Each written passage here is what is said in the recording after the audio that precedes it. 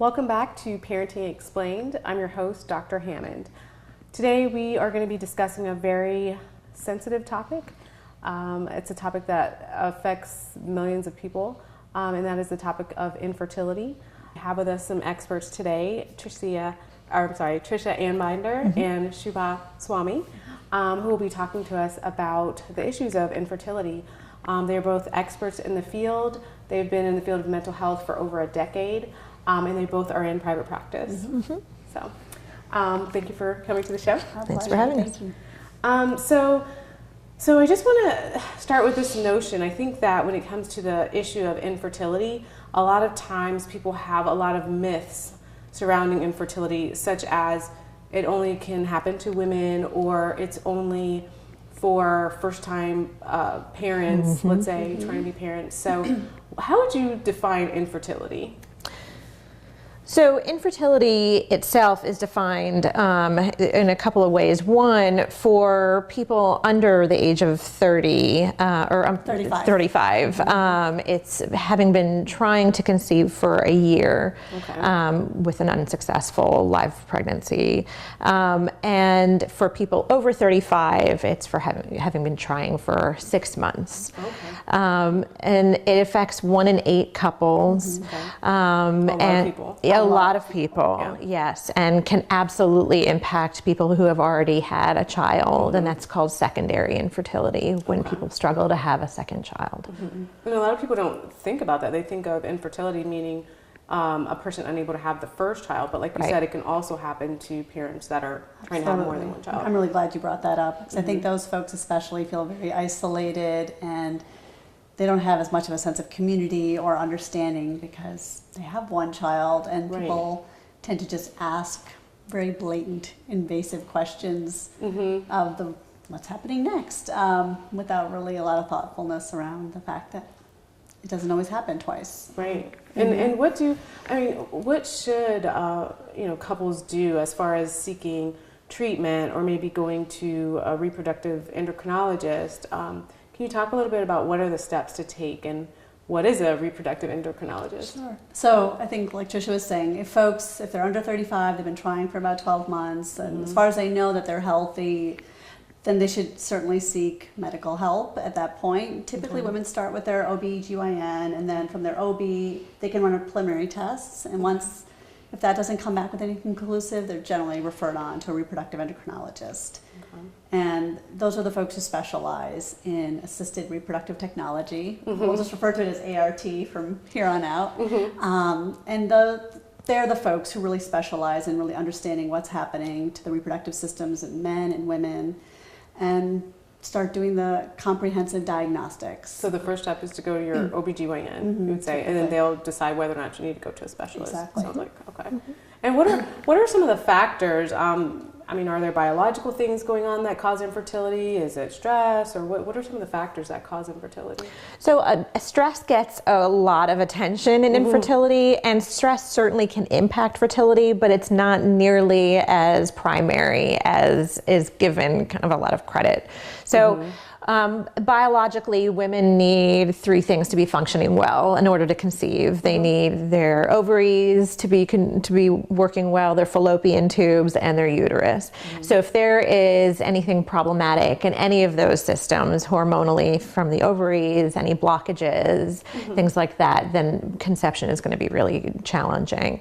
For men, obviously, if sperm analysis comes back that they have low sperm count, or that sperm aren't able to actually reach the egg, then that is something that has to be addressed as well. There are lifestyle factors that can impact any of those, things like smoking, weight, things like that. Underweight or overweight, especially women. Yeah, so there are things like that, and those can all also be addressed with a physician. Like there are things that can be corrected, and then maybe some things that aren't. There's only assistance with. Yes. Right, that aren't as easy as to correct. So weight and things like that we can control. Stress we can work on controlling. So yeah, those are. This is a great introduction into this area, because again, and coming up in the next segment, I really want to talk about ways to help parents cope with this issue, because as I mentioned, it's a very sensitive issue, obviously, especially for families that want more children or want their first child. Yeah. So we'll be right back after this.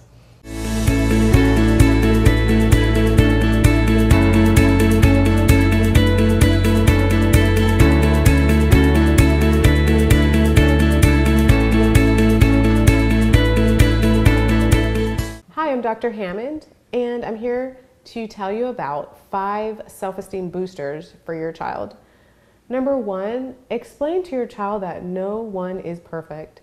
There's a lot of children that struggle nowadays to be the perfect child, to be the perfect student, and think that they're going to be perfect in life. That's a very hard standard to live up to, and it's unrealistic. So explain to your child that no one is perfect and focus on their strengths. The second thing, make sure to spend one-on-one time with your child. I know as a parent that you're very busy, but it's so beneficial to spend that one-on-one time with their child. In years of working with children, the number one thing that they said if they've wanted from their parent is to spend one-on-one time with their child. Hundreds of children have told me that. So be sure to spend one-on-one time with your child. The third thing is to make sure that you're praising your child and tell them that you are proud of them. They hear so much negativity on social media and so much negativity from school and other outlets. So be the one that praises them and tell them that you are proud of them. The fourth thing, again, as a reminder, focus on their strengths. Tell them the things that they're good at. Remind them that it's okay if they like art, maybe you like music or sports, whatever they are into, make sure that you focus on those strengths. And number 5, make sure that you encourage activities that they also enjoy. So again, if they love to read and they're into academics, great. If they love art or music or sports, wonderful. Make sure to encourage the activities that they enjoy. Thanks.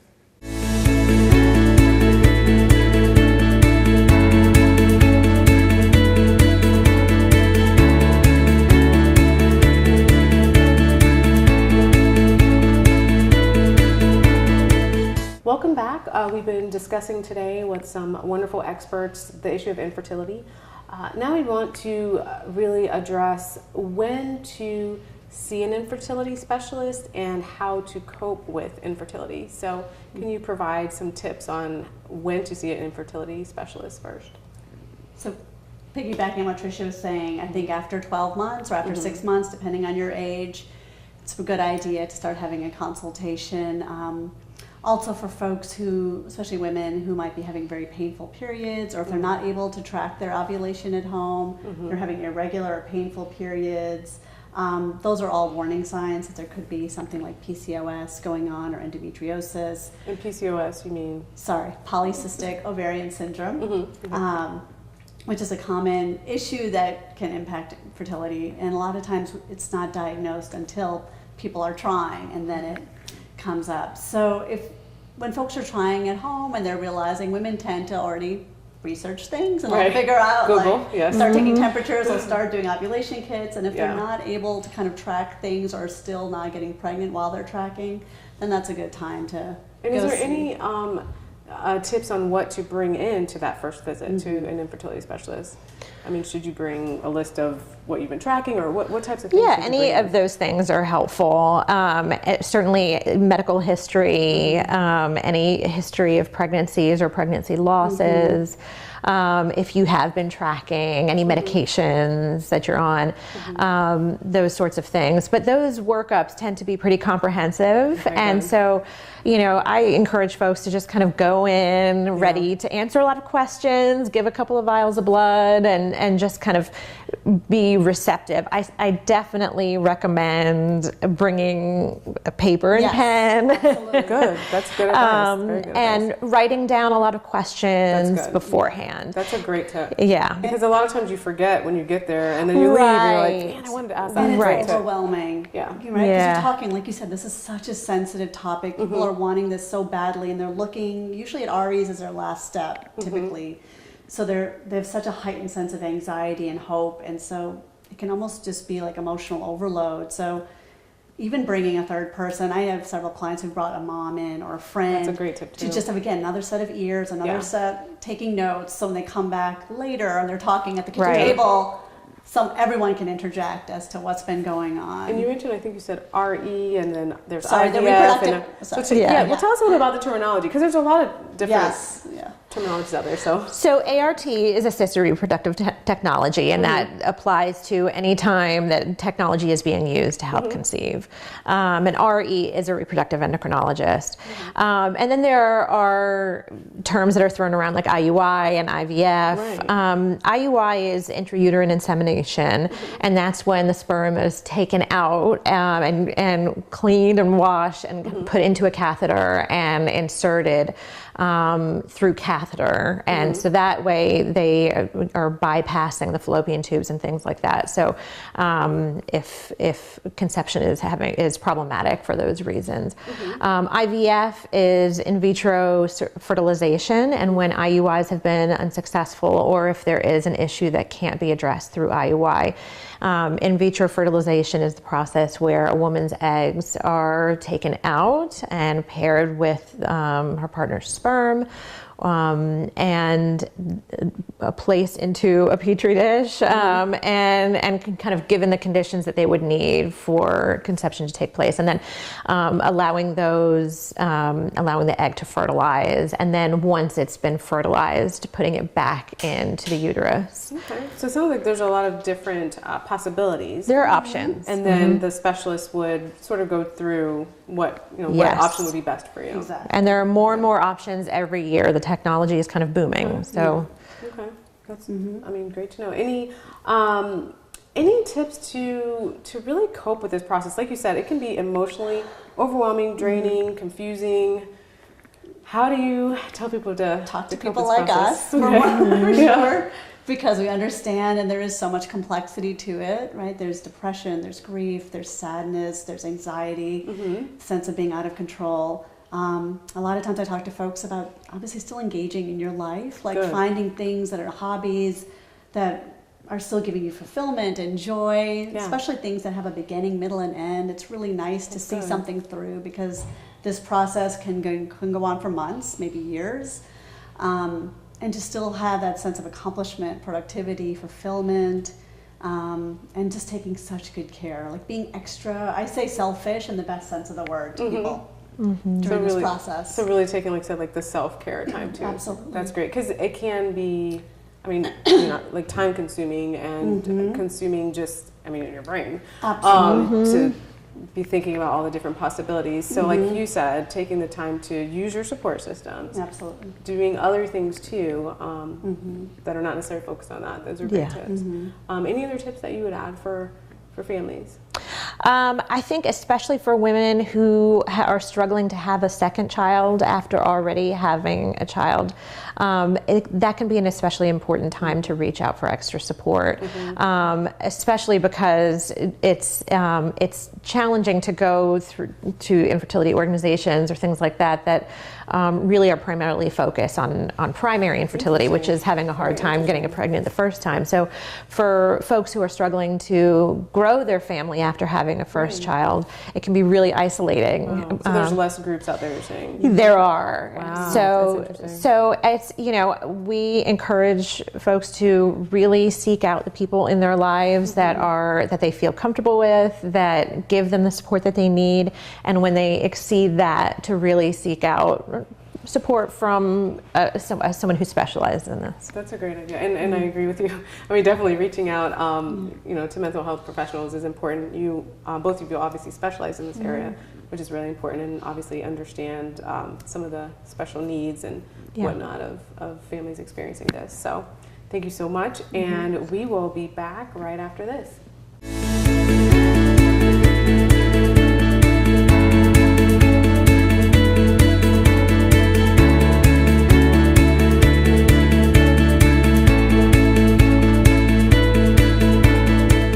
I'm Dr. Hammond, and I'm here to tell you about 5 self-esteem boosters for your child.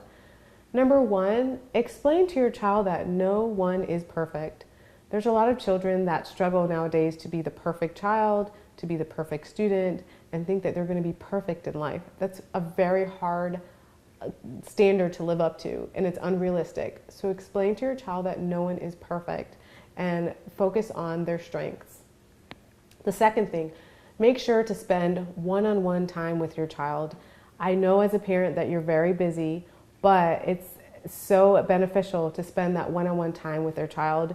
In years of working with children, the number one thing that they said if they've wanted from their parent is to spend one-on-one time with their child. Hundreds of children have told me that. So be sure to spend one-on-one time with your child. The third thing is to make sure that you're praising your child and tell them that you are proud of them. They hear so much negativity on social media and so much negativity from school and other outlets. So be the one that praises them and tell them that you are proud of them. The fourth thing, again, as a reminder, focus on their strengths. Tell them the things that they're good at. Remind them that it's okay if they like art, maybe you like music or sports, whatever they are into, make sure that you focus on those strengths.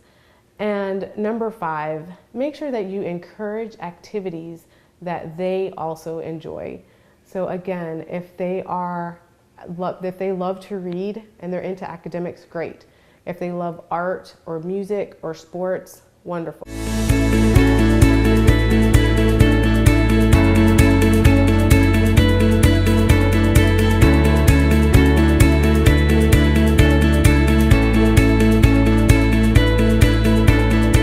So welcome back. We've been talking about infertility, what it is not, when to see a specialist, and how to cope with that. What are some other resources, maybe community resources or places of support that families can use during this time? There's resolve.org, it's a website, and through there's support groups. You can find local therapists and support groups, and they have great information, and they update blogs and articles constantly. And ASRM is the American Society of Reproductive Medicine. Nice. That is our governing body. They dictate all the standards for professionals, the medical professionals, mental health, and they have a whole section for patients. And I think that's the best place to go. They're going to have the best articles, the best information. The frequently asked questions segment is perfect. They really will, especially going before that first appointment, to go there. They'll give you tips, videos, everything on what to expect. So it's good because it sounds like those sites really prepare you, like you said, for that first visit, what to do, what to expect. Perfect. And then through our website, Atlanta Fertility Support Alliance, we're going to have resources on there, and we're connected to other therapists in the community, the Atlanta community especially, who are all specialists in this field and who are really well versed in just the whole spectrum of reproductive mental health. Perfect. Great. Any other resources? Or no, she named the big ones, and I always kind of put out the caveat of the internet is full of resources, and some of which are really helpful and provide all the information that you could want, and then some of them that are really unhelpful. And it's up to each person to kind of find a balance between seeking out support online, which can be great, but also being discerning about the what they find and people's stories and kind of. There's a lot on the internet. There's a lot on the internet. That's why YouTube. YouTube, you can learn everything on YouTube. That's right. So to be discerning about what websites they're using, and those forums that can be really helpful in terms of feeling like there are other people going through what you're going through. Sometimes it's not all that helpful emotionally to hear lots of horror stories. Right. And that's a great point. I think definitely, again, to be aware of the websites that you go to. You, both of you have provided really great resources, professional websites. Reputable websites are very important. There's a lot of horror stories in any field out there, so avoid those. Definitely. What about at home? What tips do you have for couples at home? Maybe they are very overwhelmed by this process. Maybe they have started fighting more, and it's affecting their job or affecting something else in their life. What tips do you have for them to cope at home in the home setting? So I think really for a couple, reaching outside themselves for support, both Shubha and I work with couples, kind of trying to find a way to maintain connection and sanity through the process. Yes.